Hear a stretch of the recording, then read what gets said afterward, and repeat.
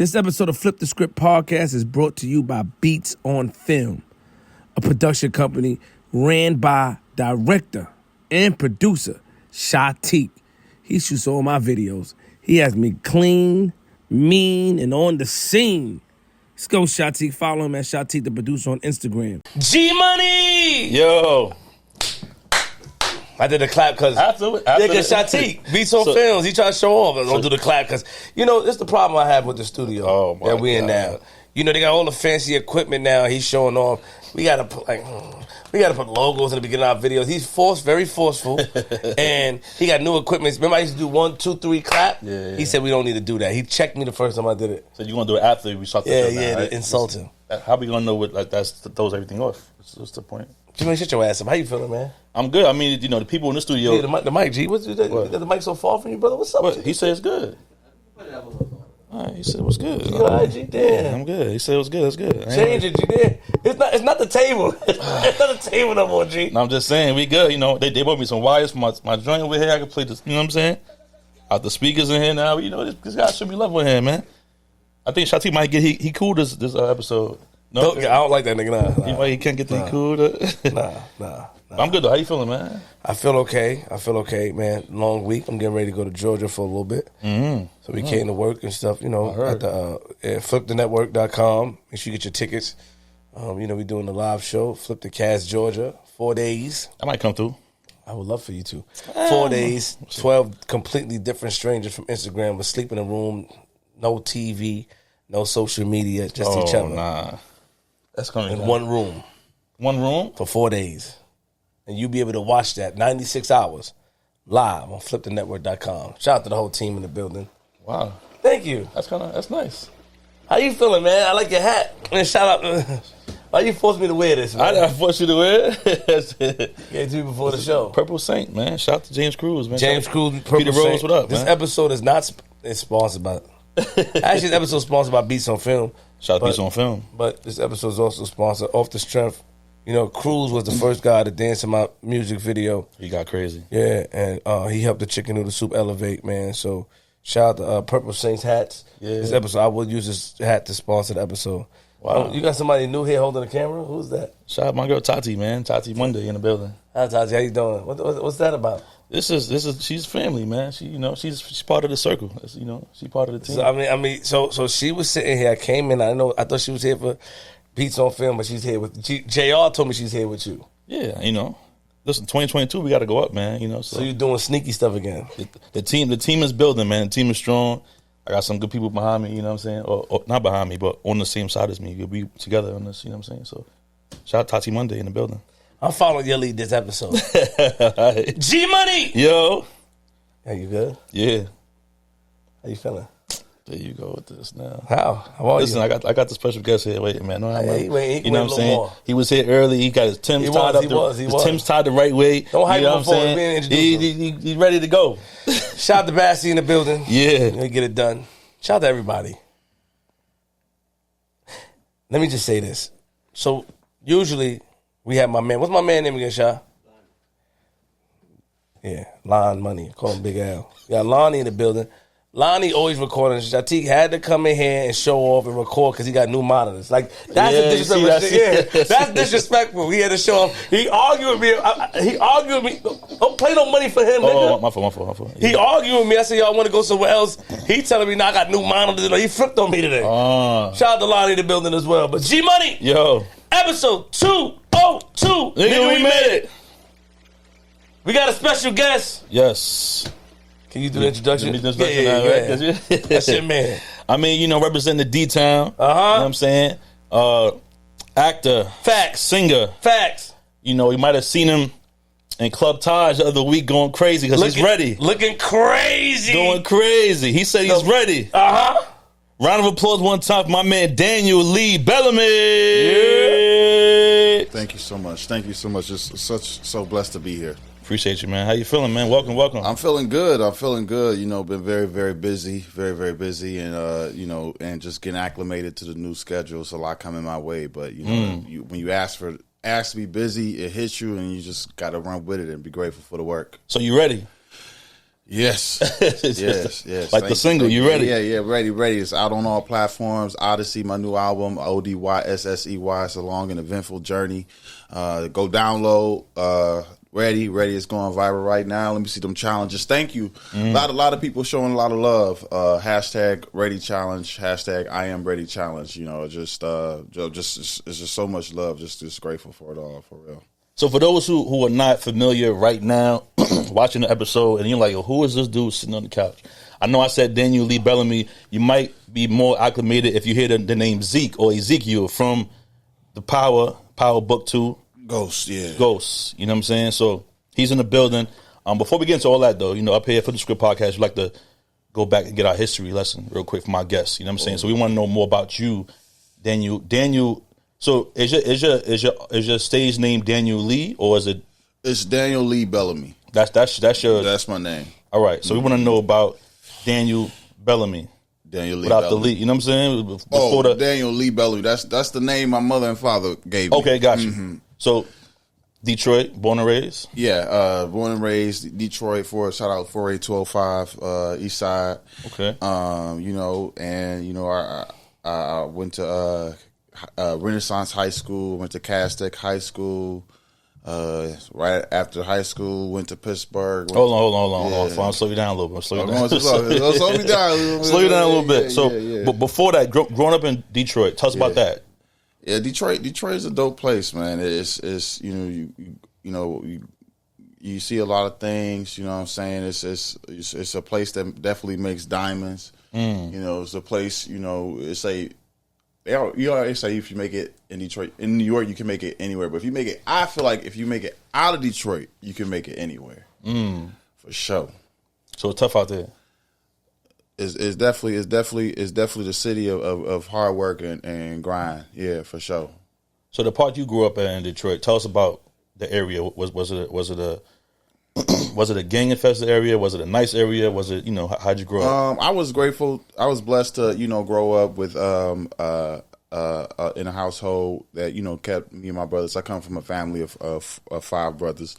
You know, we was definitely protected, but you know, we you know, it's Detroit. It's hard not to get into trouble in Detroit, you know. But you know, through focus, through strong support system, you know, I found my way all the way to Power. Power Book 2. Power Book 2 goes. Don't skip. We don't skip, man. You ain't find your way all the way to Power. Every step leads to somewhere. You got 5 brothers. Yeah. Or you the 5th? I'm the 4th. You're the 4th. Yeah. So it's 5 of you in all. Yeah. Okay, all boys. Detroit, we hear a lot about Detroit. Yeah. Right? Crazy it is, official. Shout out to my man Calico. I know he's from out there, but it's a lot about Boy's from out there as well. No, Detroit owe me some money. What you mean they owe you some money? I'm going back to Detroit soon. Owe you some money? Yeah, I got a lot of blood on Detroit. Don't play around with Detroit like that. What you mean they owe you some money? I'm not playing around with Detroit. They owe me some money. What do you mean by that? I mean through all the, you know, you go through a city. I got a couple of different cities I feel like that owe me some money. All the hardship you go when you're on your grind and stuff. You got to go back and get that money that city owe you. Yeah, that's what I mean. How old are you? I don't discuss age. Oh, you don't talk about your age? Yeah. Okay. But you was the fourth child, Yeah. 4th youngest. You know your age is online, right? Huh? You know your age is on. We can Google it. It's online. I never talked to Google. I'm just saying, you know. Stop trying to act like you're slow. Like, I've never spoken to Google before. I'm not saying you. I act like I'm slow. I don't know Google, so they got it. You're putting on the act. Stop. Enough. All right, it's funny. Go Google. Go you Google, mad funny. Google. I just had a whole conversation with you using big fucking words, and now you want to act like you're slow. You never talk to Google. We don't talk to Google. No one talks to Google. I'm not acting like I'm slow. I said that I don't discuss age. Respect. You said Google has my age. Well, I've never spoken to Google, but people Google all kinds of things, so I guess you can do that. Yeah. So you don't discuss age at all? No. Is it for what's the reason? I don't believe in ageism.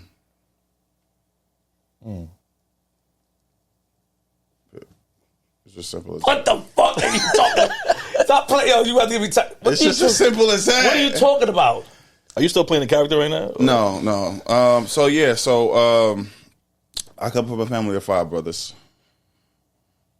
You don't control this interview. What's ageism to you? Ageism is, just implicit bias against, against, growing old. Okay, so for example, with Bernie Sanders and Biden, they both were sort of discriminated against because of their age. Biden, everybody was talking about how old he was and blah, blah. Again, he's still going strong. I think he might go up for re-election. I don't know. Maybe. I don't know. But ageism is just, biasness against age and that age and maturation process. And they have those rules at a job as well, right? At work that you can be sued if you discriminate against somebody for their age, right? Exactly. Yes, got it. Exactly. Okay, so you don't believe in that, guys? So that fits perfect for the role. Then that's crazy. I guess so. Because your beliefs, and then on the show, we just for those who watched, he just discovered. Yeah, Zeke he thought he was 19, then he discovered that he was 23. Wow, so you trying to play the character on the show? I'm not playing the character. I'm just saying that's what it was, and this is what it is. Got you. Yeah. You grew up in the household. Like, did you get in a lot of trouble as a kid? Like, what was like? Were you as a kid, yeah, I was definitely like when I was in 8th grade, I was valedictorian. Of a predominantly white school, Lutheran school. I played a lot of basketball. In the 8th grade, I was actually, I remember being a top 10 basketball player in the state of Michigan. Then I went to high school, the school called Renaissance, and then the coach got into some chaos or whatever, and I had to go to a lesser school with the rest of my brothers. It wasn't a lesser school, but it's a lesser basketball program school. They had a wonderful academics and wonderful arts program. But shout out to Cass. So then so basketball sort of, I was sort of being forced to choose between one or the other. And so I went with the arts because that was the strongest vehicle in that school. And then from there, it's just the rest is history. What did the coach do? Huh? The coach. Which one? The one that you had to leave. I don't know. It was just some hating stuff. It was some hating stuff. So it was like, it was just, like parents being mad that their son can't play or whatever and different stuff. And what's the coach's name? I don't want to do all that. You don't want to tell the coach's name? I don't want to put him on blast like that, no. So he did something wrong where he had... No. It was just some politics. Politics. Just like, actually, it's very similar to... I guess it's kind of similar, people just get jealous harder, Stop playing around. I'm not playing around. The coach in Detroit, you said some shit happened. Was he hating on you? No. The surrounding situation sort of, took its toll, and he exited that school. I had to go. He left the school. Got it. Right, and at the time, he was like one of the top coaches in the state. Wow. He would win all the state championships. He recruited me. And so I went to that school. Then I went, then I had to leave and go, and then but I was always an artist at heart, for real though. So did he leave and stop coaching? No, he went on, but he didn't, but I had brothers. So I had brothers, and so my brothers would they would drop me off on the west side, and then they would have to go downtown. And so once he left that school, I was there. Once he left that, I had to go, it was most convenient for my family to go to the school where all my other brothers were going. It was just convenient. It made sense. Yeah. And you chose the art, so you let your skills go, fiddle away. Well, it's more of that story, but I ain't got the time for that. What you mean it's more of the story? It's just why we don't have the time for it? I don't know. we got time. Yeah, but no, I mean, it's just like, being on Power Book 2, it's been dope. You know what I'm saying? Like, it's really like, been like, a lot of transformative moments. You know what I'm saying? You know what's crazy? I don't know if you know where you at. And, I'm trying my best to be as respectful, because I like you. But the problem is that up here, it don't work like that. So you either you may get up and be upset, or you may sit down. You go through these questions, my nigga. Go through the questions. All right? Then. So you don't jump the power, but we go through. So we don't jump. Yeah, put your chance to go. You don't jump to power book. Well, ask me what you want to ask me. What happened? You said there's more to that. What happened? Did you get into some issues? Did you get jumped? Did you have to leave? Did they run you out the city? What happened? Well, when you say more, that means something crazy happened, some street shit. It's just, it's some deep stuff. You know what I'm saying? For real? It's just like you're not joking right now. Yeah, I'm not joking. Yeah. Like, is it street shit that you can't talk about? Yeah, well, basically, Stop. Yeah. Give us a synopsis. So, basically, it's just some hateration stuff, kind of stuff, and just, kind of insidious folks who find their way around. Got it. Those who are vulnerable and innocent, and take their advantage. Did you get locked up? No, I've never been locked up. So basically, like, by going to the school in the inner city, you felt like you became vulnerable. Tell us about you. Became vulnerable to being taken advantage of by, or when I mean taken advantage of, is like when some people see, I don't want to say weakness to down you, but see that a type of person they take. No, so basically, so went to the when I was like, all-star kind of young talent. And then when I went to the new school, basically, I don't want to put nobody on blast. I don't know who I'm watching it. Don't say, a lot of people don't say the name. Just tell us a story. It's just, it worked out. And I came into the arts, you know what I'm saying? And the arts led me. I got a full ride scholarship to Carnegie Mellon University. And then really the rest is kind of history, you know what I'm saying? Wow. Yeah. And then for me to be playing Ezekiel Cross, especially during, one of the most crazy times in our country, it's been a definite blessing. It's been a very transformative experience for real. So in high school, did you notice that, or did you feel like your talent with the art was better than your talent on the court? It was just like, like, I don't know if you ever like, been an athlete, but like in terms of like, I went to like playing in the best systems all the time to playing in a system that was sort of, felt like it was working against you. I got you. And then when you a person who got many talents, you recognize, well, I was from the east side of Detroit, so a lot of the guys, basketball was something like kind of like Zeke, like that's all they had. They didn't have, they might have didn't have academics, they didn't have, other talents or stuff. Basketball was their way to college. It was their way to, out of the situation. Right. I had other strong points, and so I could, release myself from that and go in that way. So I'm about to get at you now. You let niggas chase you, get you off of a team. That's what happened. You let them get you off of a team. And what I'm confused about is that you got a bunch of brothers. So why? Like, that's what I'm saying. Like, this story, I guess why it gets complicated. You chose to go into the arts when your love was for basketball, and now you're giving an excuse that the people that played on the team in this city, because basketball may be their life, they might have gone harder because you came from somewhere else and has been as nice. You were sort of railroaded by your teammates. That's how I'm getting it. Well, let me make it more clear. Thank you. So it's like, it's a situation where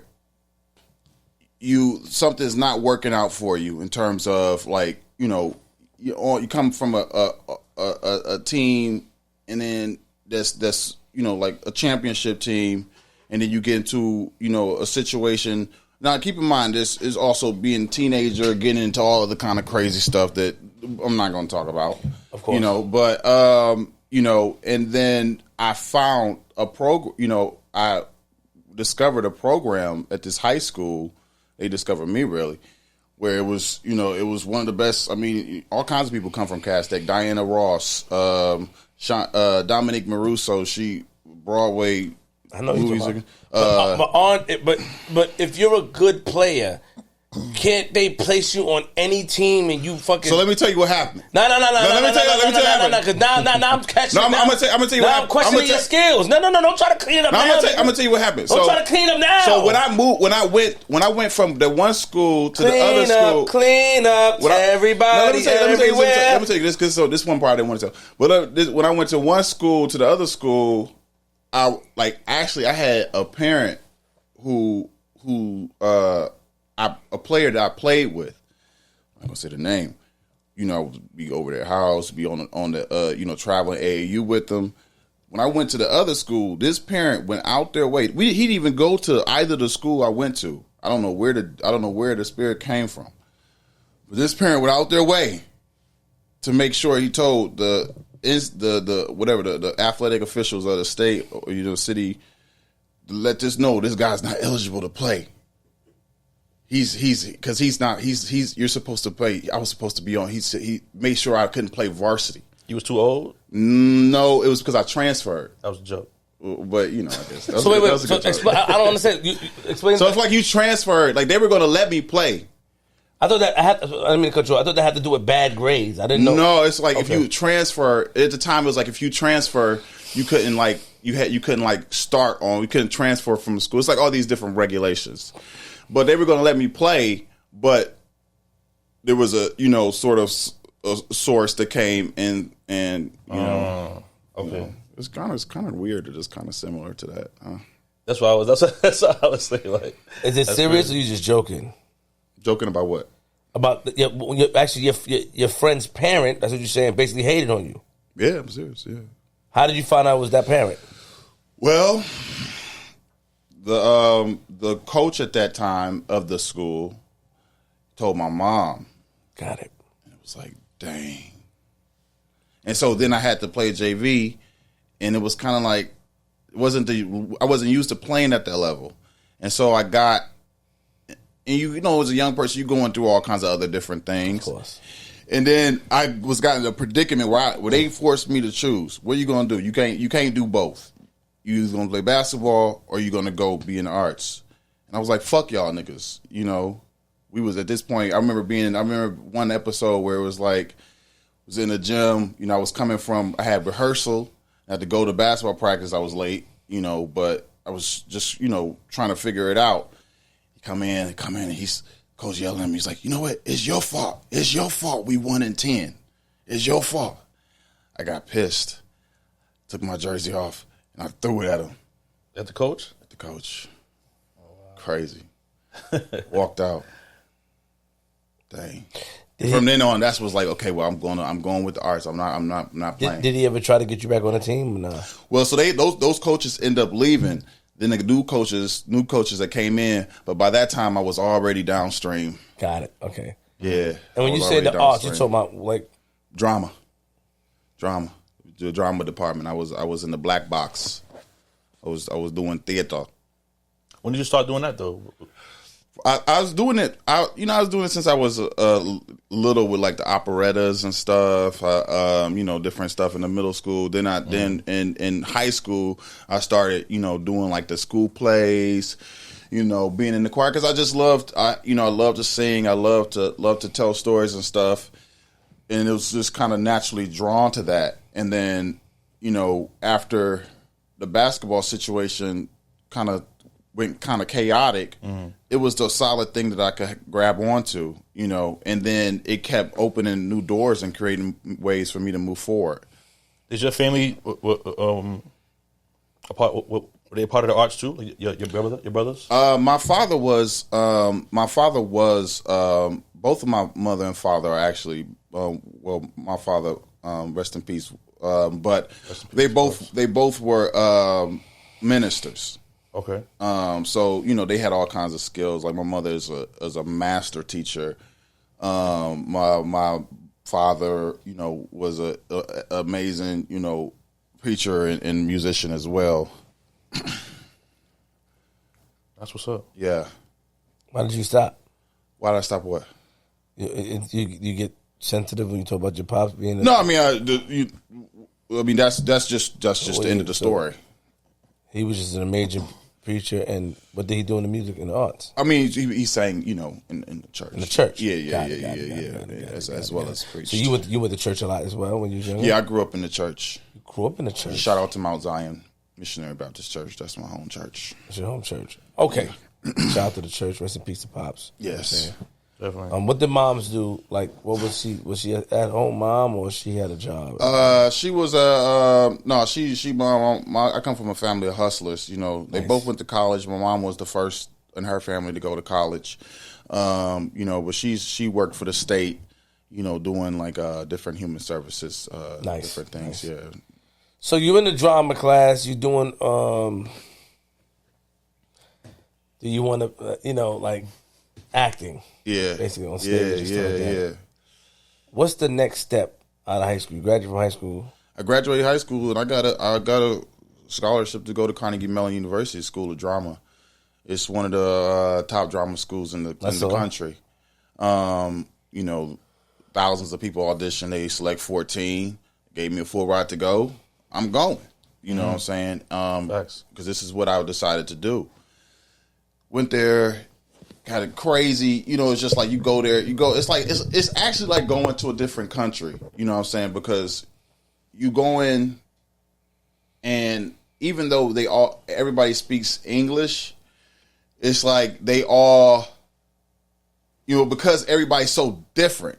You know what I'm saying? Like, you got people who've been rich all their lives. You got people who, it just was so much, like, it's a huge culture shock, but I had an amazing time there. You know what I'm saying? I studied abroad in University of Cape Town. After college, because I was a basketball player that transitioned. And so I wanted to get a lot of my classmates, they all had, like, they had already been on Broadway and in television shows and childhood stars. I didn't, I needed to get some experience. And so I went to L.A. and I did the L.A. ABC Showcase and had an amazing experience there. Once I got done with that, I came to New York and I wanted to understand production, and get some understanding of that. I started interning. I started working as an office PA. And I teamed up with a manager that I'm actually still with, theatrical manager, and just been running the gunning ever since. I did, a film on Lifetime. Played Kevin Durant. Yeah, but it was about his mom. She's a wonderful individual, and just running and gunning. Doing UCB. I don't know if you've ever heard of UCB, Upright Citizen Brigade, The Pit, this if improv groups, producing sketch comedy shows and different different types, things like that. Just creating my own kind of craft based off of the experiences and the knowledge I had gained. Yeah. What was up with the girls at the point? I'm sorry. Girls what? What's up with them? You got any girlfriends? I'm a single individual right now. You're what? I'm a single individual right now. Did you have any girls in school? I'm kind of no. I'm kind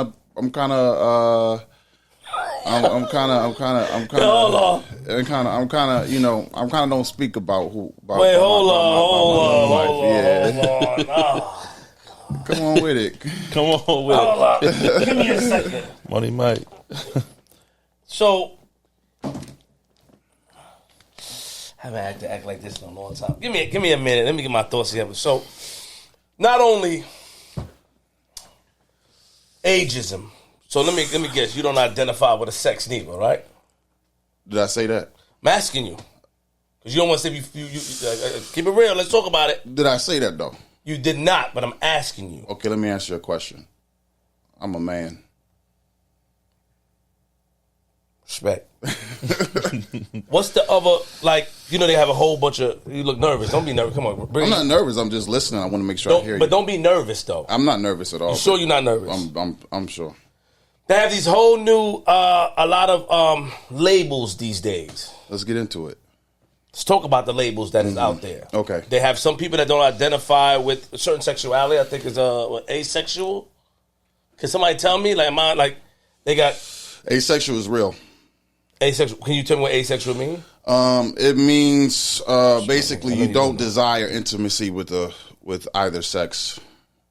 Okay, so it's bisexual, asexual, gay, lesbian. I don't know all the titles that man. But you know about created. asexual. I do know about asexual. I have a cousin that's asexual. Nice. Yeah, but I don't want to tell you his name because I wouldn't want to tell you his business. And I don't want to know his business. So what do you identify with? Are you a straight man? I haven't actually decided. Respect. It's there's so many different titles, especially today. And where I find myself is desiring someone who wants me and is willing to accept me for who I am. Yeah. So and I respect that. But it's a daily challenge, But let's talk about this real quick. And I respect your honesty, but so give me a second. And I respect that you being straightforward because on my platform, my platform is open to different people. Word. You got the Jakaris, who is what is Jakari? An androgynous male, but he's gay. Looks like a female. But you got to understand. Give me a second. Let me. I love this conversation. Let me shout out my cast, bro. Okay. All right, because let me shout my cast out. You got Moon, who's a gay man. I met Moon. Yeah, you got different Atlanta, right? People. Yeah, in Atlanta. Yeah, you got different people on the platform. So I'm learning about these things. So I'm happy that I don't really know too much, and I don't want to put a label on you. You know what I'm saying? But you just said anybody who like you. So that means if a man like you, you may go that direction.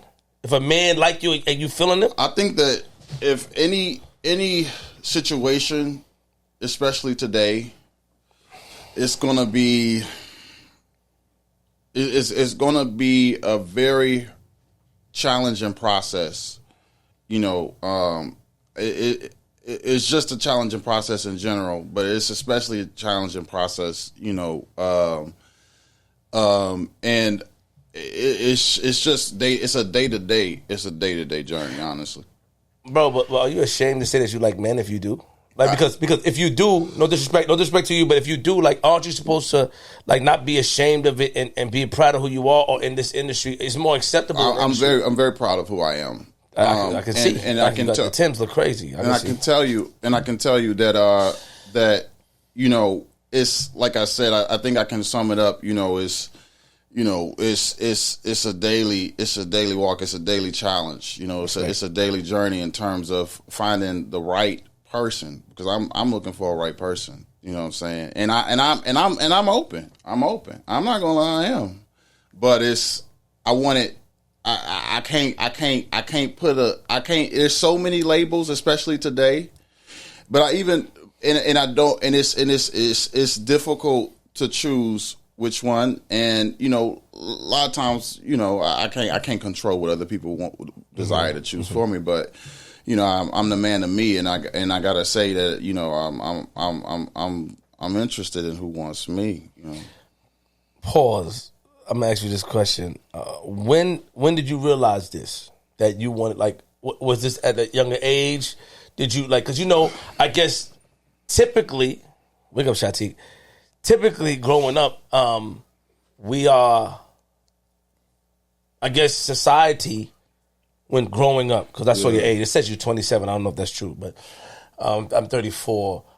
Growing up in a household, especially a church household, the I don't know if I say stigmatism, but the there's law, a lot of stigmatism. Yeah, the law would be man and woman, right? Right. So when do you, growing up like that in a church household, 5 brothers, when do you make a decision that I like who I like and whatever. Like, did you hide? I'm not. You didn't confirm anything, but at a younger age, I'm assuming if that was the case, did you always have that feeling to you when you were younger, or like did you decide, like, were you hiding it and you decided to feel this way when you got older? Well, it's and I think it's a great question. Oh, thank you. I think that the moment you really come into I guess maturation of your body, you start feeling and you start looking, and like I said, it's just been it's been a journey. Bro, stop. Were you born with it, bro? Like, come on. I need the answer. What I'm saying. I'm telling you the answer. I'm trying. Were you born gay, bro? Come on, stop. I said. See, I didn't want to yell. See. I'm saying I didn't want to do that because you forced me. Okay, so you forced me instead of you playing Ring Around the Rosy. And I'm trying. I'm trying to answer your way. I'm trying to answer. But you trying to do it politically. These conversations are necessary. To answer your question. Zeke. I'm trying. Oh. Damn. Okay. Lee. These conversations are necessary. I would like to answer your question in the most authentic way I can. Got it. But I know. You just said everything that you wanted to say. I did. Okay. So what would you like for me to answer? I want to know if you're born with that mentality of I like whoever I like. Is it born, especially growing up in a church household? It's hard to say. Were you born? Were you that open-minded as a child? That's what I'm saying. It's hard to. I mean, I feel like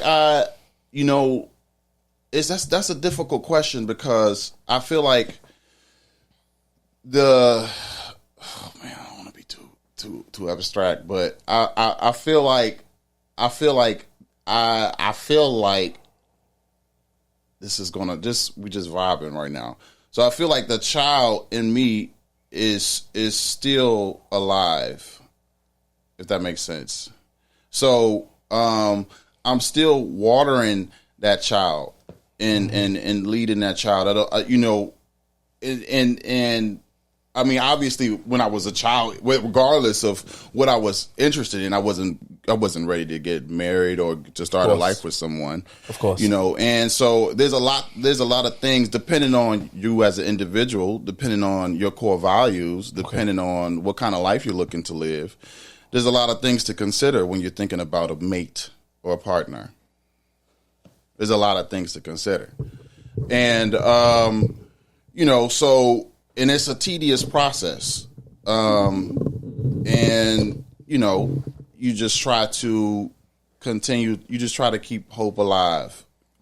Does that make sense? Is this your first time talking about this publicly? You spoke about this before.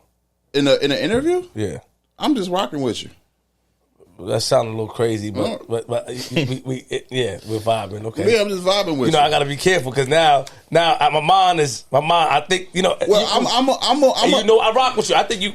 I'm gonna answer what I can answer. But don't you think you're doing a disservice? And let me tell you why. Because now I'm learning about these things on Flip the Network. Make sure you get your tickets. Shout out to D.L.B. Money.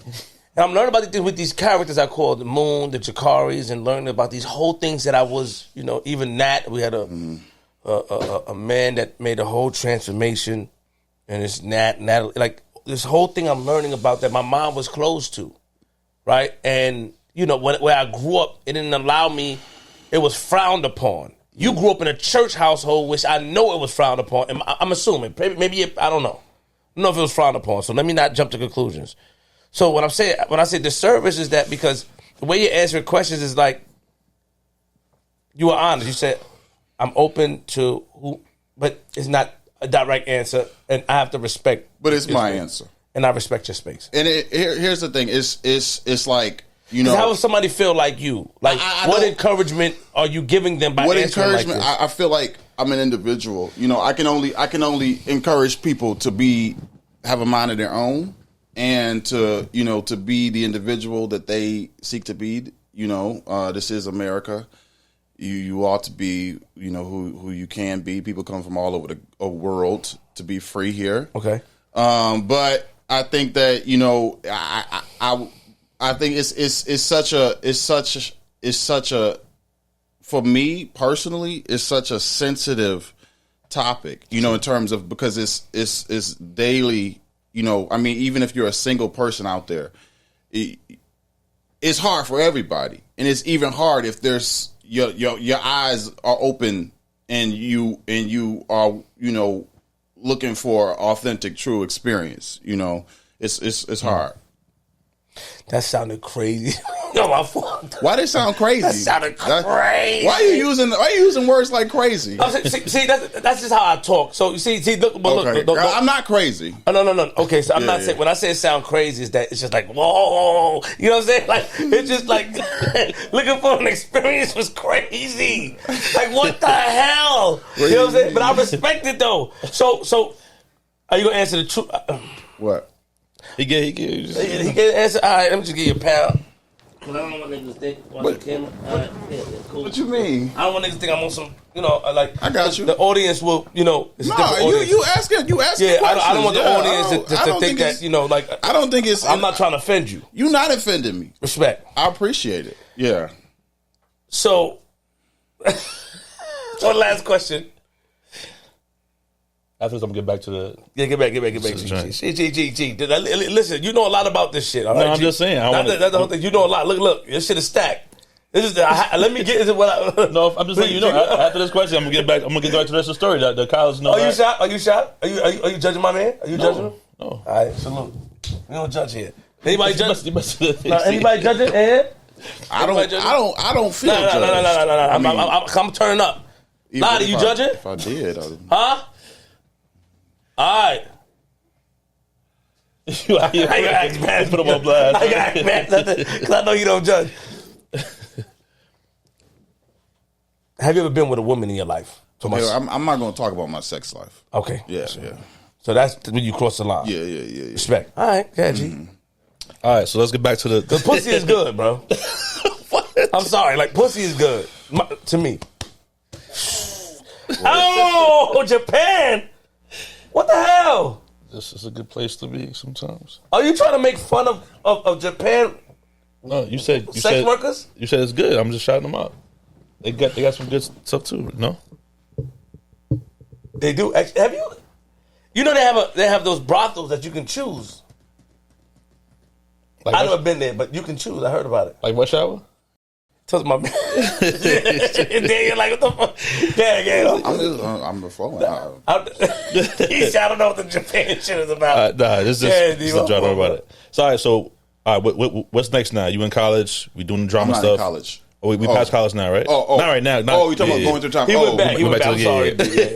Yeah. So not in college now, but back to the story. Yeah. So I went. So I went to L.A. to get some experience. You know, and I end up being a part of the L.A. ABC showcase. Okay, you mentioned that already, right? L.A. Actually, came to New York Amelia afterwards. Smith Jr. He was on Scandal. He was in it. Julissa Calderon. She was just starring in Gentified on Netflix. She's really dope. You guys know Julissa? She dope. Kirby Howell Baptiste. Shout out to all of them. Really amazing talent, amazing actors. They're stars right now. So after that, I came to New York. Came to New York, right? Yeah. And I actually was working at the Silver Cup Studio nice. on this show called The Family. I was in the office working as a PA. Okay. Hiding, you know, trying to. I love production people because they work so hard, you know, and I know because I've been there. You know, but I was probably like one of the worst PAs ever. Really? Yeah. Why you say that? You know, like I just, you know, it's just that was an experience. You know, I mean, I like, you know, like you know, I don't want to put myself on blast, but like, you know, it was like, you know, it was just an experience, you know. But I was grateful for it, and it's just like as an artist, especially coming from a family that necessarily nobody did this before me. So I had to figure out how to do it, and I wanted to figure out from every different vantage point. You know what I'm saying? So, okay, standing in the line just auditioning, this is getting kind of boring. You know, like right. Okay, so what they doing over there? Let me go intern. Okay, let me go be the office PA. Okay, let me, try to do this on my own. Okay, let me, and eventually, I had to make the decision. Okay, I got to do this. I got to do this, and that was, acting, performing. Because even though I was grateful for learning so many different other different skills, other different perspectives, it was like, but I recognized that one thing could open doors to other things, Right. It took me some while to figure that out. Talk about, you coming to New York, like, and the grind, and, like, I'm pretty sure you had to have a job or something, or you say you do those things, but yeah, how'd you all kinds of how'd jobs. you support your acting career? Like, you lived in Detroit and then you went to LA. Like, I was a server, I was a host, I was a concierge, I was an overnight concierge, I was a front desk worker, Ripley Greer, I was an elevator man, I was manually picking people up and down the elevators. I was a delivery man. I had so many jobs. So when was that? Now, when was that first big opportunity for you? Now, like, when was the first kind of big break for you? It was like, like for me, it was different. It was like sporadical. Like there was like moments, like moments of promise, moments of this, moments, and then after a while, it became a process. Of how I sustain myself doing what I want to do. Right. Yeah. What was that first big role for you? Well, this role here, Ezekiel Cross, has been a role that has really introduced me to the world. Right. Yeah. But you had other shows and stuff. I think you was on Deuces and a few other joints. Yeah, I've had different guest star spots on the Deuce, HBO, Suits. The Good Fight, CBS, Blue Bloods. Mm-hmm. I've been hustling, man. You get paid for those? Yeah. But when you work, it's still like it's just building at that point. You know what I'm saying? Because it's like you're a working actor, you're trying to make your name known. It's a journey for real. It's a journey. So. How did you want to? Do you have any questions before Power? No. How did you like? How did you get chosen for this to play Zeke? So right before Power, I was it was really I just auditioned and got chosen, but I was on Broadway on the show called Choir Boy, performed on the Tony Awards. Okay, let me go back. At the end of 2017, I was given a prophecy. And it told me that, it was on my birthday. My brother took me to his classmate's house. He's an organ player. The organ, it was the first time I ever been to a house where they had a church organ in the living room. And so, I'm in this living room. It's like an ex-cop. He's an older guy. He's like, my brother's on the organ, the guy, he's an older cop. He's telling me all these stories of his cop stories. He's telling me this different things, and there's different times where he, his life was almost over and something happened miraculously. And then he was saved. And then he just started like, I want to, and he just started pouring into me, saying all these kind of positive things. And one of the things, even though I had been in school, and he just kind of like, it just was a moment that really sort of changed my life, and put me back where I knew I was supposed to be, but for somehow I had drifted from. And so, and it was music, using my voice. And so right after that, I get back to New York. As soon as I get to New York, I'm getting all these calls, unsolicited, of music productions, theatrical productions with music. And I'm going straight to the final callbacks of all these different things. That summer, I booked this opera called Black Clown. It was based off of Langston Hughes' poem Black Clown, and it used soul, jazz, opera, spirituals to sort of paint the story. Transformative experience. Had that first time, back to me using my voice. Then right after that, I booked the Broadway show. Then we stomping on the Tony Awards. Leave that, hit Suits, do this other thing, and then I'm in Power. Sitting next to, sitting in 50's Universe, sitting next to Mary J. Blige, working with Method Man, and it's just amazing, and it's become an opportunity where I am able to apply and use everything I learned and all the experiences I gained, and it's just been a blessing, and I guess the rest is history. Real quick, before we get into the Power series, talk about the Broadway grind and how hard that was, and like you had a certain amount of shows per day, or like is it 2-3 shows of the day, or is like once a week? Like talk about that grind in Broadway. Yeah, the Broadway people work really hard. They work hard as heck. They work hard. When I was on Broadway, I was working 2 jobs.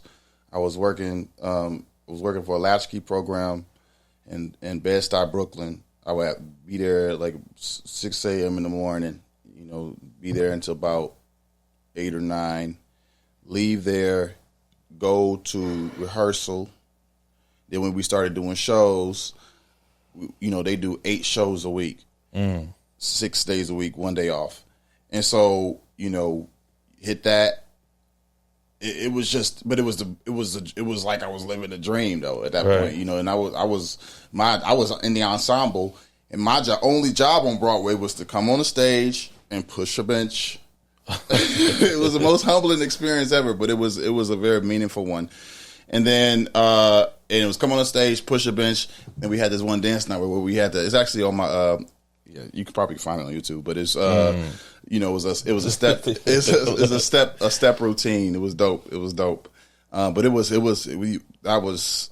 was you work hard on Broadway. You work hard. We don't work that hard on television. We don't. Now you out here in New York. You out here by yourself, or your family's with you, or? Yeah, I'm the only only person from my family living here. Wow. Yeah, that's crazy. Yeah. So Power comes up. Big situation. Were you a fan of the show before they reached out to you? Like, did you watch the shows before episodes? I had seen like some episodes, but it hadn't. I wasn't like like a fan I am, like the fan I am today of it. But then when I booked it, because when I first got the audition, I was like, I don't know if they're gonna want me in this world. You know what I'm saying? Just because I was come from the art school, and and it's been a long time since I've been in that sort of environment, and so but I did the audition. Got called back. Well, my second call back, actually, Method Man was in the waiting room of my audition. And yeah, and then they couple weeks later they called me and wanted me to play. I'm trying to find this video on YouTube. Did you so after you booked the gig, did you go home and watch all try to catch up? Yeah, or you try to get your mindset in there? Yeah, I went back, and I remember exactly when because kind of like around the time when they started announcing it, what kind of around the time was when they started putting out those silhouette episodes of just the one character and then their demise. When when Timmy was burned in the fire, and then everybody had kind of a different fall, but I was like, damn, this is where I'm at. This is amazing. I can't believe it. Yeah. What was some of the stuff online you heard? Like, I just looked on YouTube. The title is Power Book 2. Who hired this dude Zeke? He's a horrible actor. Have you been hearing those before? Yeah, it's been so many different responses. Like I've definitely got an overwhelming amount of love and support. But then there's definitely been, those perspectives, and Honestly, like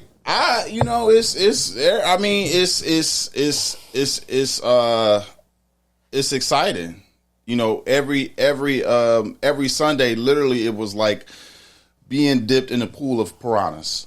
Because you have people so voracious in their response. Like there's no fans like power fans. Like it was just something I've never experienced before, and I would get people, like blowing up my DMs, all kinds of, the different new pictures and people, all kinds of stuff, and then, love and support from all different kinds. Then you got people saying things like that. And,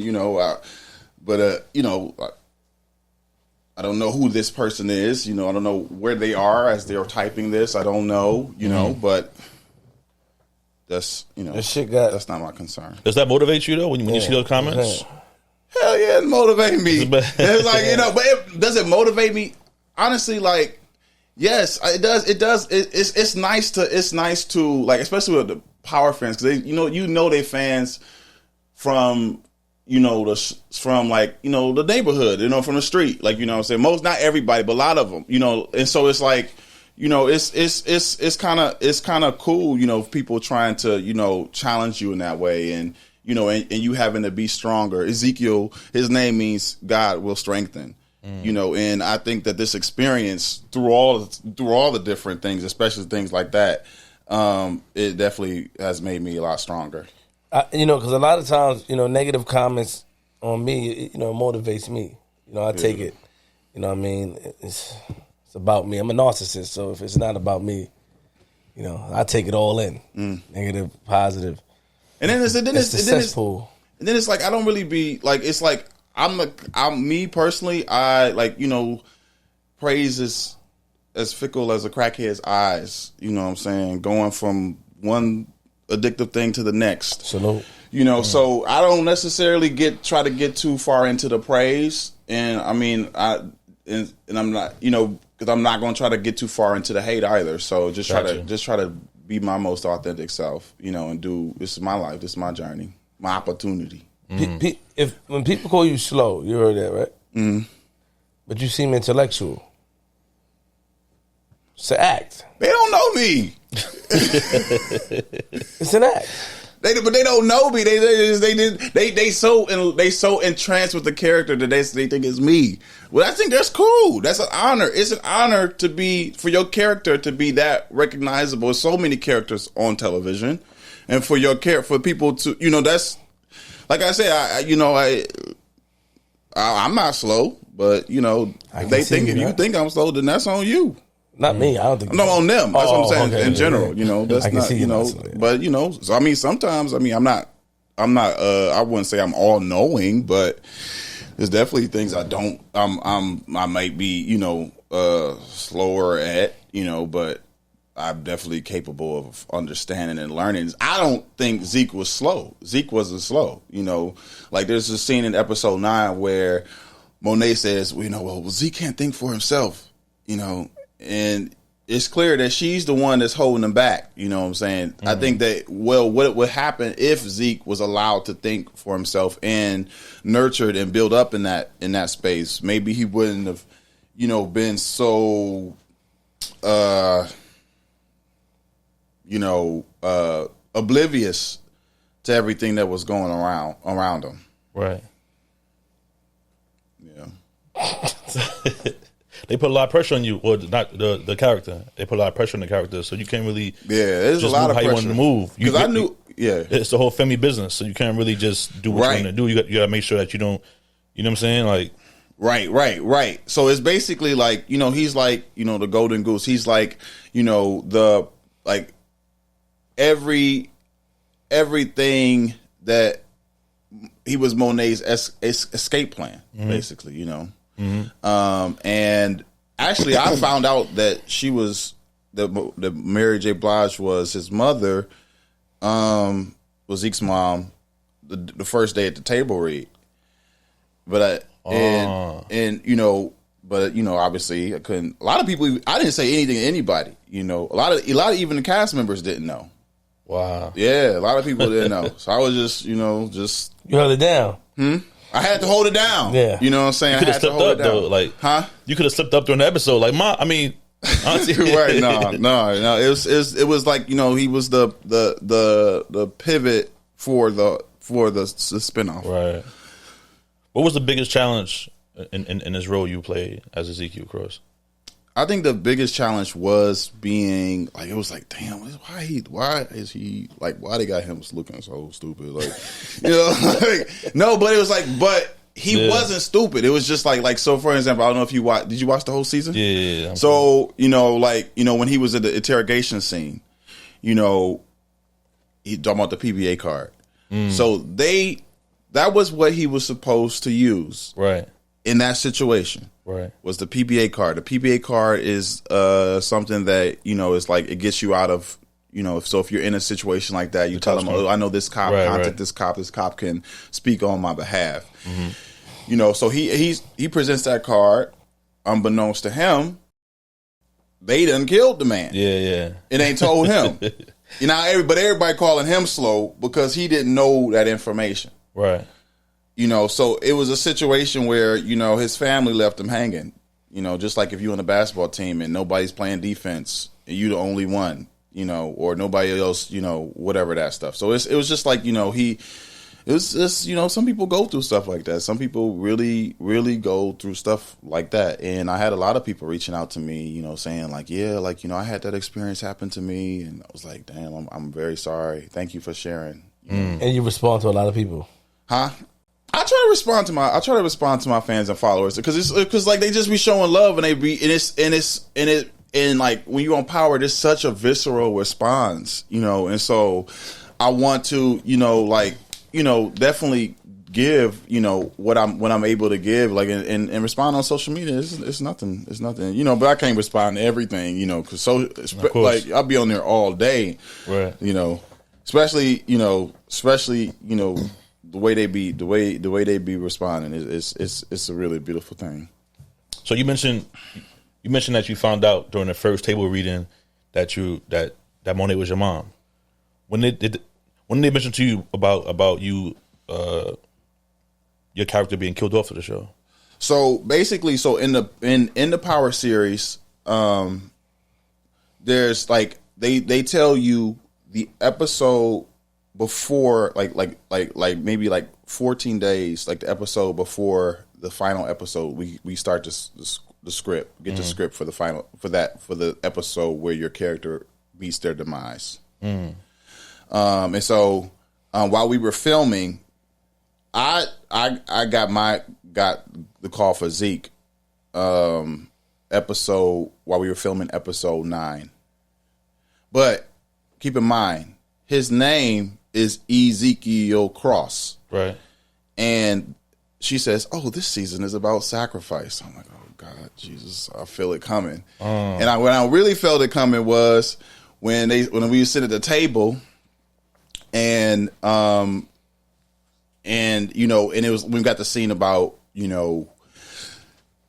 you're not 19, you're 23. I'm like, okay, come on. Like, where is he going to go from here? Like, he's not going to be able to play basketball. What is he going to do? Is he going to be a crackhead? Like, it's going to be a long road for him to become a drug pen because, he's been held back all his life. So, but it was honestly a bittersweet moment to move. It was bittersweet because I had, shout out to my cast. It was Michael Rainey Jr., Toya, Woody, Alberto Colon, Method Man, Mary J. Blige, Lavelle, Melanie, Justin, Shane. They it like we were working on that show during the pit of COVID, you know what I'm saying? And we were the first show back on the street, first production, that episode 8. That was the first production crew on the street after being closed down for however long New York was closed down. Yeah. So we went through some really real and intimate moments together, So it was but when I started the show with Ezekiel Cross, he started as a guest star. And then, you know, as season 1 kept going, as we kept going with the filming, you know, they would come up to me and say, you know, we like what you're doing, keep doing it, keep doing it, keep doing it. And then, you know, and it just continued to stretch till season 2. You know, so you wasn't really sure that your character was going to last that long on the show? Yeah, I wasn't sure. You know, because he's the oblong in a gangster family. You know, right. You always been doing music? Yeah. Because your father and mom. Well, it's just I always had a passion for music. Yeah. And before, so while you was working these jobs, going to Broadway, doing all that stuff, you were doing music.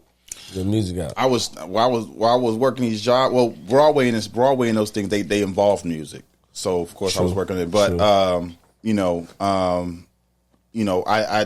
like I said, I study music in school. Where's that Broadway video? I can't find it. Go to my profile.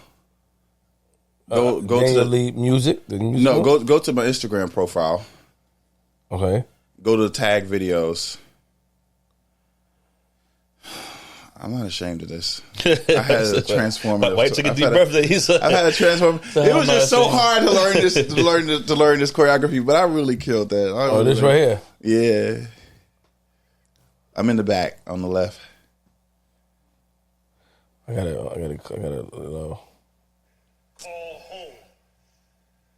Okay, you can watch it right now. Shout out to the choir boys.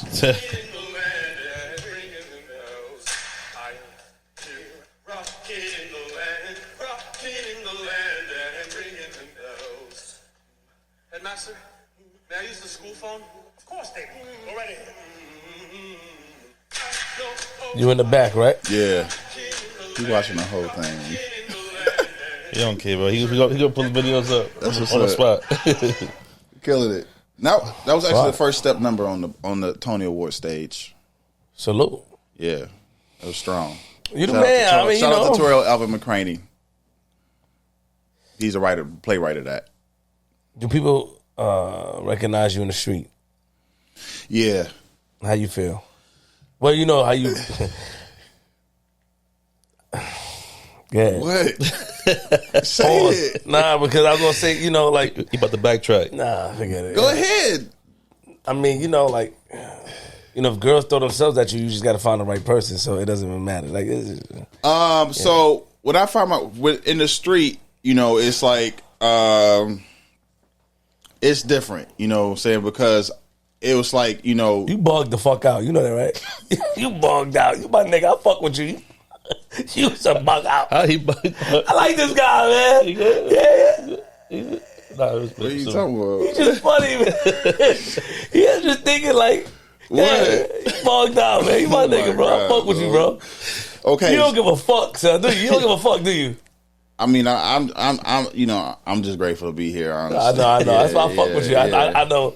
Yeah, I ain't mean to interrupt you. You good. I fuck with you, man. Yeah. Word.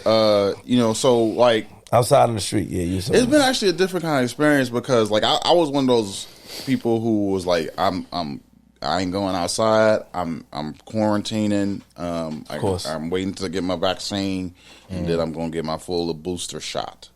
And so the process of, you know, acclimating to the notoriety that had been gaining throughout the whole quarantine, and then as the doors open and you stepping outside, everywhere you step, people recognizing you. It's been something to get adjusted to. Honestly, Salute. It's been something to get adjusted to. Yeah. It's definitely a blessing, you know. And so just, you know, definitely learning to see it like that. Did moms watch the show? Yeah, everybody watched the show.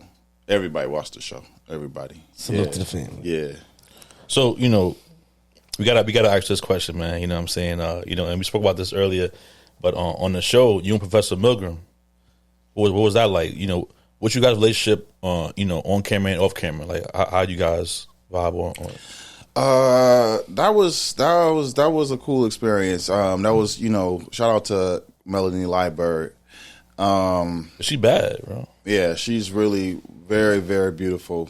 Very, very beautiful. And, you know, working with her, like, she's also elite performer. You know what I'm saying? She was on Game of Thrones. You know what I'm saying? She was on This Is Us. You know, she the real deal. You know, but working with her, it was amazing, honestly. Like, you know, and yeah, it's just amazing. You know, the different. You know, a lot of people love the intimacy scenes, the sex scenes. You know, and it was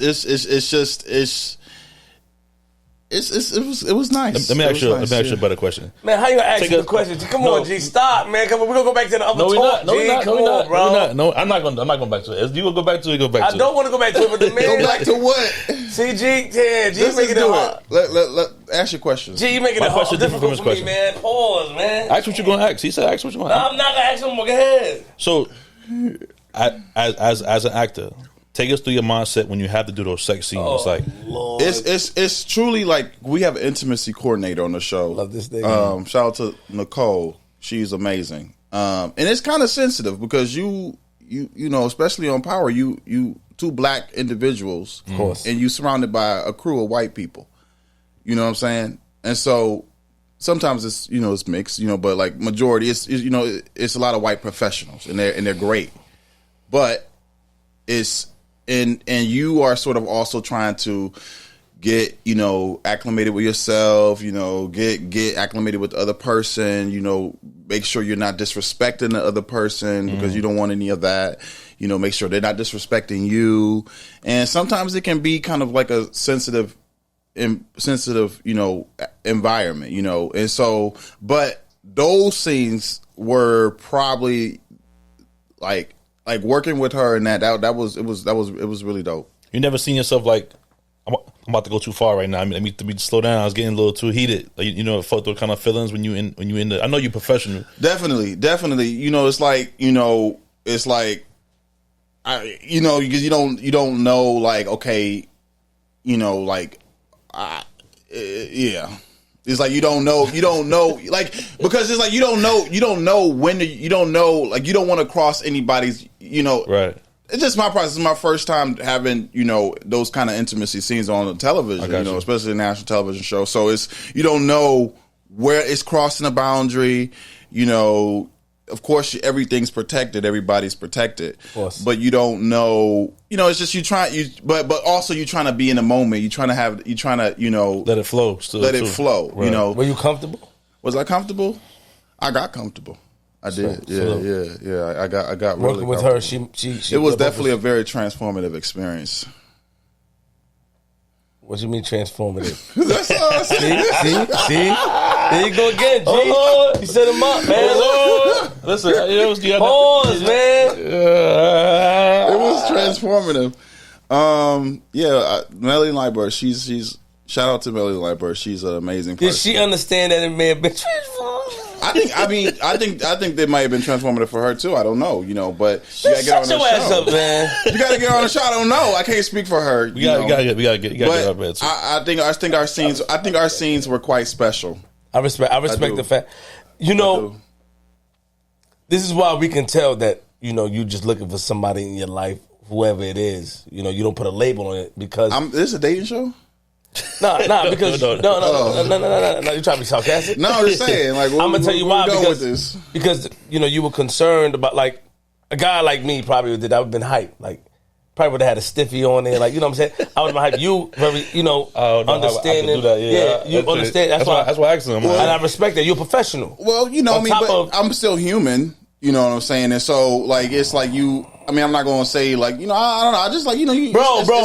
It's about respect. This is why I get mad at you. It's about respect, man. You were cool. Like, we vibed out, and now you're going back to the shell. No, I can understand why I'm just letting you know about the experience. It was about respect, and it's about, you know, bringing your most authentic self, and I respect that. Also respecting the boundaries. Professionalism as well. Yeah. But I mean, a lot of us from, you know, our neighborhood, you know, well, we would have been excited, and we would have had to been telling, like, slow down. You may cross the line, slow down. But you understanding your mentality also, it makes you a special kind of individual. Pause. Because pause is just a word that we use. You understand. I don't know how to pause with that one. So y'all like those scenes? You like those scenes a lot? No, I didn't see it. Oh, you didn't see the show? No. Okay. So make you a special kind. What you thought I was gonna tell a nigga? I don't know. I was all right. Make you a special kind of individual because you're able to understand and respect the space. You like a lot of us don't. I saw the memes and shit, the viral memes. Yeah. A lot of us wouldn't. A lot of us are not that professional. You hear a lot of situations. Well, that's my job to do that. But listen, you hear a lot of situations. You know what I mean? Even in black television, even in the 90s, where scenes were crossed. One of my favorite ones, Martin. Like you hear different things of things that transpired. Right. So I feel like you having your mentality growing up the way you did, you'll be more understanding to you know, like yo, I'm not even on that type that type of time. Well, it's like I'm not. It's like, you know, you're dealing with professionals and you're dealing with elite professionals. You know, respect. And you know you got to come with respect. And I respect that. Unless you won't be there. But you heard? But you understand what I'm saying? I understand exactly what you're saying. You heard about a lot of other shows that had, you know what I mean, had the lines crossed. The Me Too movement. Yeah. Please be careful. Don't call them. Please don't call. Yeah, they don't play. No, but it's real. You know. Yeah, they don't play. Yeah. You know. They're not playing. They'll shut this whole shit down. Well, they try. Well, you know, going out with a bang. But it goes both ways. You know, everybody needs to be respected, and everybody has to, you know, have their, you know, it's a sensitive thing. You know what I'm saying? Because you know, like you're an artist, you know, but you're offering your body in service, you know, to this role, to this character, you know, and you want to give it its due justice. You want to bring some level of truth and authenticity. Yeah. Authenticity. Yeah, no, from you, you know. And so I mean, I can't, like, it was really, really amazing, honestly, yeah. Round of applause for this man. You know, you guys had to hire him. He's very professional. Don't hire a nigga like Queenzflip. No. I'll be too excited. Shatik would have to come, yo, Flip, let me talk to you. That's why I need people on, like, a guy like me when I work in different things, like, I need people that I'm comfortable with on the set. Like, you know what's crazy? I'm thinking about it now. I felt really comfortable with Melanie, though. I think we both worked so that we would both feel really comfortable with each other. Shout out to Melanie. Shout out. First of all, hold that. I want you to say what you said. Shout out to professionalism. Professionalism is important. Something that I lack. As a narcissist, I lack professionalism to the motherfucker. It's about me. That's it. But shout out to professionalism. I am not afraid to acknowledge elite professionals, and what you said inspired me today, and I have to salute you as far as, you know, respecting one's space and understand. Yeah, I hear you. They just laughed at me. What was that about? I mean, I damn, bro, like that came from the heart. That's why I had so much joy when I was listening. No, I'm just saying, no, because I ever since I went, you know, things started transpiring. Even when I went to do Taj.0, and that was in 2016. Like these situations that I've witnessed or people talk about, like this is very important. Like certain things that said what you can get away with, what you can't, and I remember that conversation, and I remember hearing about it in the shows, our favorite shows, as far as these scenes that were crossed, or where men or even women were over aggressive, or you know what I mean. So to hear somebody say that, you know, a young actor, you know, in my mind, and maybe, you know, shame on me because I tried to equate it with the fact of the way of thinking. That's why, but you're just a professional. I should put that label. Everybody's different, but I should have put that label on you. You're just a professional. And you know how to handle business. Basically, that's what I want to say. You know, and you know, striving to always, you know, find that most authentic performance, you know, or that most authentic, you know, reflection. You know what I'm saying? And you know, like there's different situations like no, that's, you got to slow down. That's not, you know, like we don't need to be doing this like bunny rabbits or whatever, you know, different stuff like that. Like, you know, and so you try to you know, it's a practice. What you say? No, I was gonna say, you know, I'm far from the actor and stuff like that. But I went to Five Towns College, right?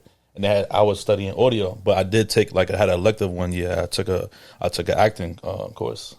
I passed. I did math, but the professor was just passing everybody probably. But I had to do a scene. Well, actually, let me rewind. He gave us a sheet, and it was like 100 different scenes on it to pick from, right? So I partnered up with a female, You know what I'm saying? Shout out to my homegirls. But part one a female, and she picked a scene. It was like some husband and wife scene or something like that. But we had to act it out, and it was like she got mad at me, and then she threw me on the floor and got on top of me, and was like about to, get sexual. But she stopped right before like she kissed me, so it was like scene. But I could kind of see what he's talking about though, because I was there too. I didn't really get overzealous. I'm like, oh shit, she really like. She was in her mom was in the game. Like she wasn't trying to be extra. I think she had a boyfriend at the time too, so she wasn't even trying to like do no extra shit. Like, you know what I'm saying? She stopped right there like, all right, thank you, good job, G. Like, move on now, like get out. You know what I'm saying? Like, Professionalism. Crazy, bro. I was like, yo, Yeah, like some she must people- don't know. You know what I'm saying? Professional. That's what the word of the day. I was trying to get some more rehearsals going, but it didn't work out like that. Anyway, a few more questions. You got any more questions? You over here with it, so you gotta come back in the game. That's the homie, man. Like I rock with it because he just, you know what it is, like the fact that like he's he's laughing. He's able to just keep it real. And I respect that. I respect it. You know what I'm saying? And that's what it is. Besides yourself, like, who's your favorite character on the show? That you kind of like, look forward to watching. Humberto Colon. Is it who? Lorenzo. Renzo? Yeah, Okay. yeah. Why is that? When we were filming that last scene, when Zeke got shot in his back, that's the only way they could have took him out. Like seeing him go through like those cars, like it was like kind of like 007, and the way he executes, like Lorenzo's voice. It's just like when I'm sitting at that dinner table, like that was just, it just felt like a legendary moment. Like, it's just like everybody was just giving it. Like, it was just like, Mary, when she, the moment when she decided she was going, start, flipping out, and Diana and then Woody. And I would say Lorenzo, yeah. Real quick, talk about you had three. Well, you work with three legendary, iconic people on this show. Like, just if you could just talk about how you felt when you first met, 50 and Mary and met the man. Like, what was that experience like? Man, I was kind of starstruck for a while. Mm-hmm. I was kind of starstruck. I was kind of like I didn't even know what to say to him. Like I just had like a kind of like a ball in my throat. Like, just so like try not to worship them like that because they're people too. Right. But it was just like I grew up, admiring these people, loving these people, like listening to these people, my whole family, Thanks. And so it just really was like, it's just a dream come true, Yeah. Is Ghost still alive, you think? Or do you know some behind the scenes? Is Ghost alive? That's why I stopped watching it. Ever since Ghost died, I'm done. Is Ghost alive? I want him to be alive, man. Give me something that's Ghost alive, then I will watch everything. I don't think Ghost is still alive. He's really dead for real? Yeah, I think he's a ghost. Now Now he is. But you ain't watching the season, so... Nah, I stopped him when Ghost died. When he fell off the joint. So you'll never know if you gotta catch up to see if he's gonna come but back. I always actually I'll read the come on, man. I don't want to. Ghost is dead for real. I thought they would have brought him back by now. I thought so too. But I think they're trying to let Tariq get his moment, and then they're going. You know what I'm saying? They going. Ghost gotta be alive, son. Like, if I hear they bringing it back, I'm watching it. Bro. Have we seen? We haven't seen Ghosts. Nah, but I feel like they're gonna. He was a big character. If he was alive or not, would you know? I don't think I would know. But Courtney says, I don't think Courtney said that he's alive. Courtney Kemp, that created the show. I don't know. I can't speak for that, but I don't think he's still alive. We don't know if corny, we don't even know if Zeke is really dead or not. I mean, he got shot in the back, but we don't really know on the airplane, right? Yeah, we don't know if he's really gone. Yeah, he's passed. He's gone. He's gone. Yeah, he's gone. Oh man! Shout out to Ezekiel Cross. Yeah. Shout out to 50 too. Rest in peace. Shout out to 50 Cent. Yeah. Rest in peace, Ezekiel Cross. No question, Let me see. Do I want to ask these few questions? Oh, we gotta get to the music. You know what I'm saying? First of all, before the music though. So what's next for Daniel Lee Bellomy after let Power? me ask that Dan because you know all about Power. You should let me ask Dan. G. You ask questions in the next episode. You did good. You did a pretty good job. Thank you, man. Proud of you. You know. Yeah, you can. My album is out right now, Odyssey. Before the music, what's as far as the acting stuff? As far as like next? Powers, you know, it's very busy. It's a lot going on. We got anything we looking forward to? Any more big roles like that? It's a lot. It's a lot of big roles. You can't speak on it yet. We working. Okay. Yeah. So Zeke may not be dead. Well, you know, Ezekiel crossed his path. His journey has come to an end. But you know, there will be there's many. I'm excited for so many people to be tuning in to Daniel Lee Bellomy. There's a lot going on. There's a lot coming. Would you be working with them with the same cast again? Will I be working with? I would love. There's some people. Actually, I would love to work with any of those people again. I mean, I loved every individual for who they were and what they brought. It's a really dope experience all around. I ain't got nothing negative to say. Salute. Yeah. Salute, D. All right, so the music, the project is out right now. Odyssey is out right now, right? Yeah, ODYSSEY. I just heard some of the tracks before I came in. Oh wow! Like nice, different variety of music. You know what I'm saying? Like some pop type joints on there, and R&B, and like a little reggae, like a Caribbean type of vibe at the end. Hip hop too, yeah. Yeah, I see what's going on. Yeah. See why people like him. You can see why people find him, cool. Because look, he's invested into the joint. You know what I mean? He makes professionalism. Right. Me, I'm not professional. I ain't watch Power. I appreciate you, but I'm gonna listen to the album after because I think you cool. I have to get the vibe first. Well, I mean, Yeah, so I got a new remix coming out. I just announced. Nigga, don't be hey, nigga, don't skip me and go back to that nigga because I'm talking to you too. Now you pointing at him. Don't skip me because he shouted your album out and then he would violate me because I thought I'm not violating. Don't do that, bro. We were cool. Come on. I just want to let you guys know before you done with it. I got a new remix coming out. It's called Odyssey Remix featuring Method Man. He jumped on my track. Salute, my it's brother. really dope. You know, It's check it out. It's coming out March 1st. how'd you get I that? see you have a record with Sada too. Yeah. No, so I want to know how you get. Like, did he give you the feature off of the relationship that you built from the show, or was it like you had to really try to prove to him that you were an artist and get him into, you know what I'm saying? Definitely build a relationship with the show, and then he heard my song, I sent it to him, and he's like, well, I heard the song, I heard the beat, yes, I had to do it. That's what's up. Yeah, and so that was mad love. Shout out to Method Man. Y'all filming a video? Soon come, to be TBA. To be announced. Yeah. But the thing with Sada Baby, hold on. Shatik shoot videos. Holla at Shatik. Okay. No. Okay, nigga, beats on film, nigga. Do your research. We research you. Don't downplay my man. I'm gonna get his information after we done. Make sure Shatik beats on film. Shout out to Shantique. Because I bring him business, nigga, I get to pay less. I'm trying to eat up niggas' backs.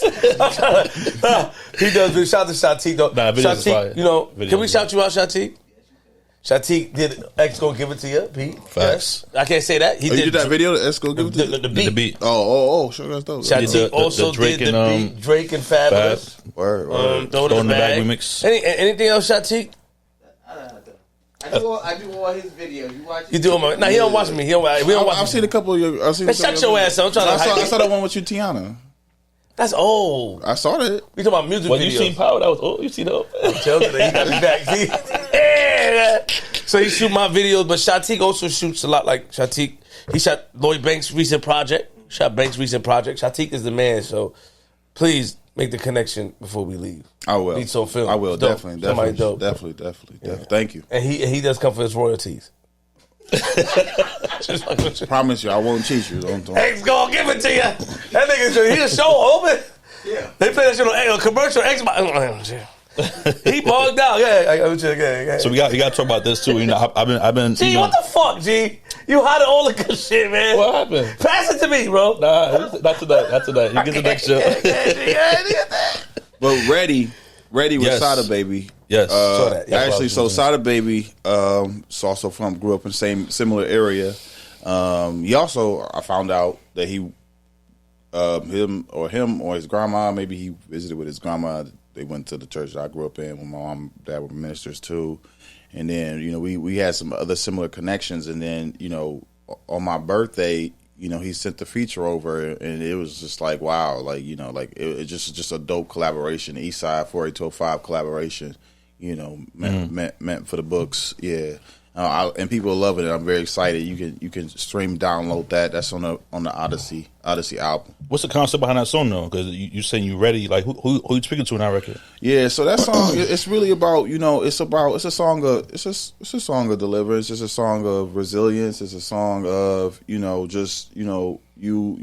recognizing that even if you ever been a part of a disinherited group, disinherited means that maybe you're not getting nothing passed down to you from nobody, or you disadvantaged to some degree.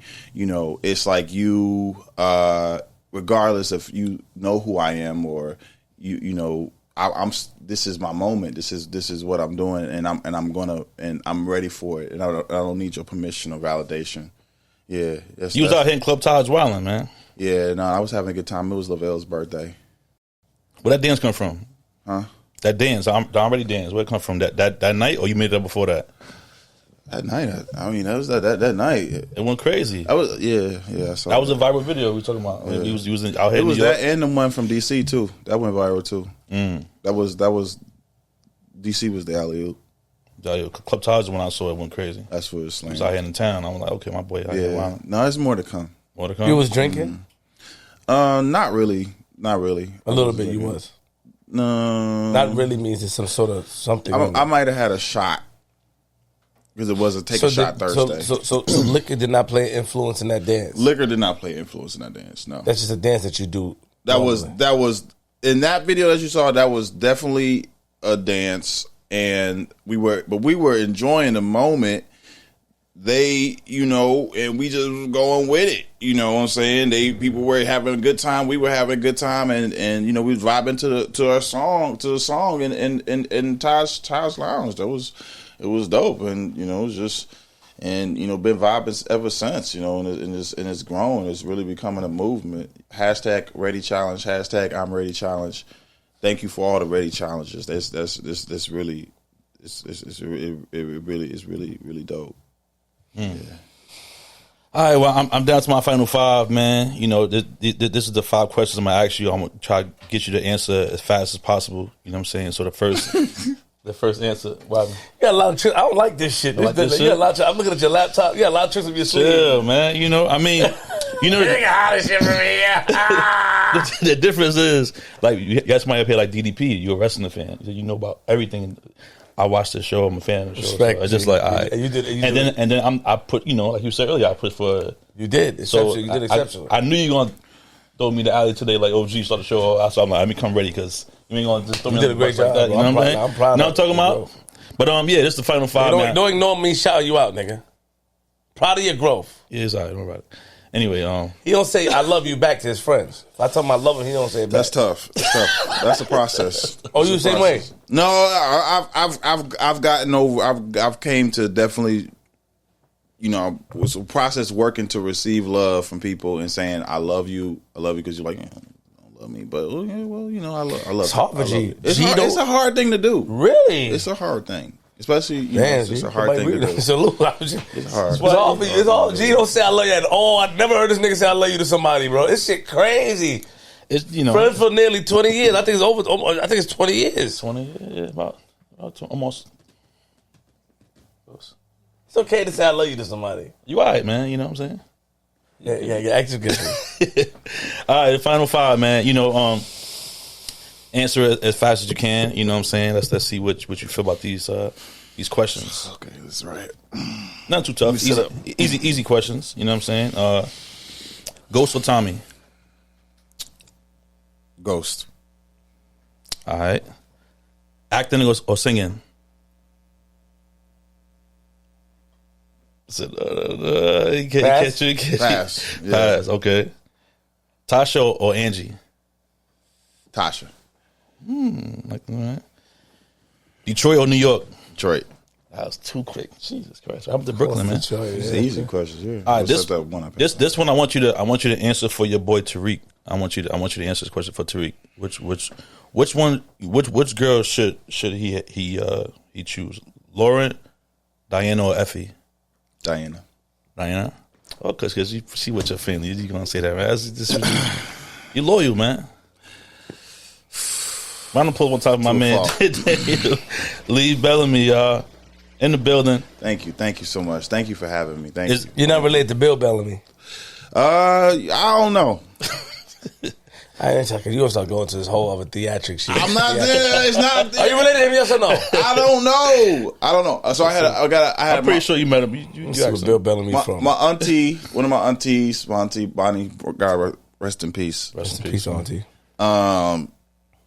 You know, she would always say, she'd be the aunties, oh yeah, she your cousin through this so and so. Oh, okay. From so and so to so and so, and you know, so. But I can't confirm that.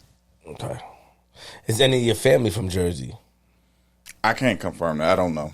Got it. Okay. Not immediate, but maybe some extended family from back in 1875. Got you. Is there anything we didn't mention that you want to talk about now? Shout out, any final words? Yeah, just check out my album Odyssey, ODYSSEY, so long and eventful journey. Ready, download ready. Hashtag Ready Challenge. I am Ready Challenge. Thank you to all the fans and followers for showing all that love. One more time, I don't close my man Daniel. Give out your social media stuff. Yes. Huh? Social media. Give out your social media. Oh yeah. You can follow me on Instagram, Daniel Lee Bellomy, Twitter, Bellomy Lee, Facebook, Daniel Lee Bellomy. Everything spelled correctly. Yes, Daniel Lee Bellomy, DANIELLEE Bellomy, BELLOMY, Bellomy Lee. Got you. Dope episode, man. You know what I'm saying? We out here, another one Flip the Script podcast. Make sure you follow the pages at Queenzflip with a Z, at DJG Money Official, at Flip the Script Pod. And we on the TikTok too. If you're on TikTok, make sure you follow Flip the Script Pod on TikTok. You're going to see a bunch of, right now, throwback episodes. I'm trying to build up. You know what I'm saying? I'm trying to go from episode 1 all the way up to this episode. So bear with us a little second. We're going to try to get some good clips up there. But, yeah, man, shout out to Daniel Lee Bellomy in the building. Queenzflip, URLTV.tv. Shout out to Beats on Film. Shatik, man. Y'all gotta shout this nigga out as much as I can because his price is outrageous. I'm being honest. So if y'all hear me, don't do that. I'm showing how much is. And I be trying to argue with this nigga Shatik, but he got all his T's crossing his eyes. It's like you gotta catch Shatik. He buying new shit in here. Now. You gotta catch Shatik. What I've learned about him, and he caught on to it. You gotta ask him and have him answer you then. Because if you go think about it, his shit gonna change quicker than flapjacks on a Sunday morning. You gotta ask him then. What's up? I said, come on. If he say yeah, he keeps his word. If he say, I don't know, and he remembers it. So, man, but URLTV.tv, man, shout out to the team, man. Remember, lock your doors, close your windows, close your blinds, open your blinds. If you see a nigga like Zeke on your lawn, don't be afraid to use a firearm. I'm from Queens.